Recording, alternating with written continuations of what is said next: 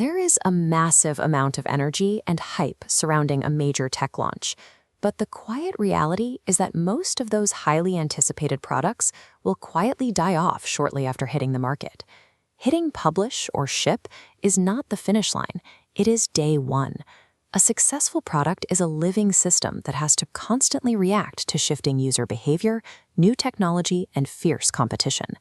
We map this lifespan using a product lifecycle. This curve shows a predictable journey through 5 major stages, but these aren't passive periods, they are active threats. Each phase presents a unique trap testing the product's viability. Stumble at any single one of these thresholds, and the product collapses.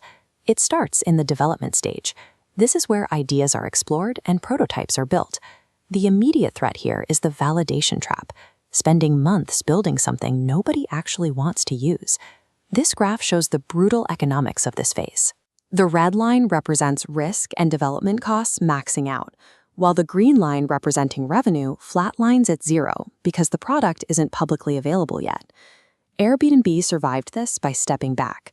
Before writing massive amounts of code, they tested a simple prototype, a minimum viable product, to see if strangers would actually pay to sleep in someone else's apartment.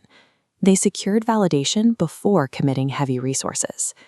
Once a product officially launches, it enters the introduction stage. Now, the danger shifts to the retention trap.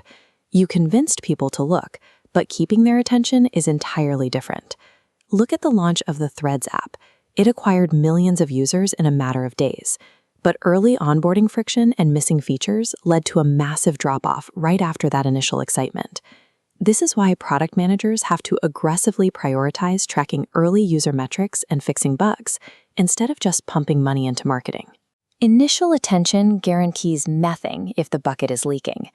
If the product holds on, it hits the growth stage. Users are adopting it consistently, and revenue is climbing. The danger now is the scaling trap, collapsing under the weight of your own rapid success. As Spotify experienced a massive surge in global music streaming, they couldn't just coast.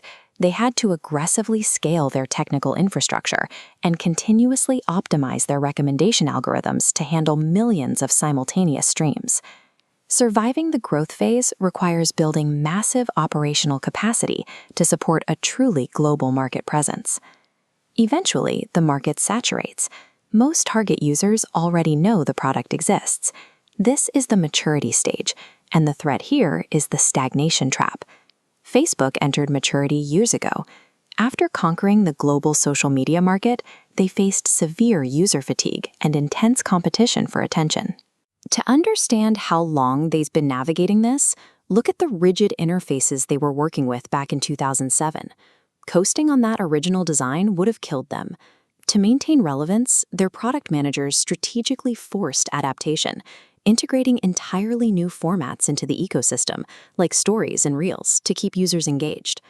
A product survives the growth stage by building better infrastructure to handle demand, but it only survives the maturity stage by relentlessly introducing new reasons for users to stay. Ultimately, every product reaches the decline stage. Engagement drops and revenue slips.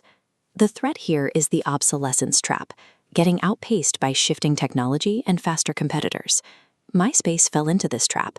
When rival platforms offered cleaner experiences and faster innovation, MySpace failed to evolve its core interface, leading to a permanent drop in market demand. Hitting the decline stage doesn't mean the product has to die. It forces a decision between quietly retiring the product or completely reinventing it. Netflix saw the decline of physical media approaching. Instead of fighting it, they made the aggressive choice to cannibalize their own core business and shift entirely to digital streaming.